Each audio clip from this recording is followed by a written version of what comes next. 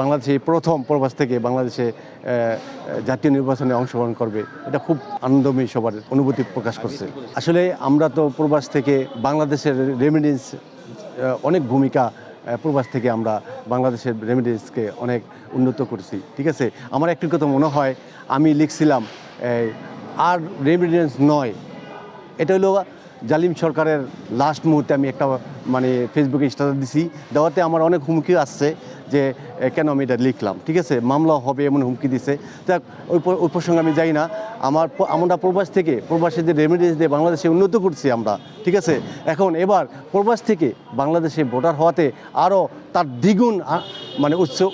দ্বিগুণ পরিমাণ আমরা আনন্দময়ী যে আমরা প্রবাস থেকে বাংলাদেশের জাতীয় নির্বাচনে অংশগ্রহণ করতে পারাতে। ওই সময়ও দেখছি যে নির্বাচনের যে আমেজ, এবং আমরা প্রবাস বসে তার চেয়ে বেশি আমরা সপ্তাহে 6 দিন কাজ করি, একদিন ছুটির দিন রবিবার। তো ওই দিন আমরা যেখানে প্রবাসীরা বেশি, ওখানে যে বাংলাদেশের রাজনীতির নির্বাচনী প্রচারণা করছি, খুব আনন্দ লাগছে, অনেক আনন্দময় জীবনটা। প্রবাস জীবনটা অনেক আনন্দময়, এবং নির্বাচনের প্রচারণা করতে যেয়ে দেখছি যে না, আসলে বাংলাদেশের নির্বাচনের প্রচারণা ওটা অনেক তফাৎ।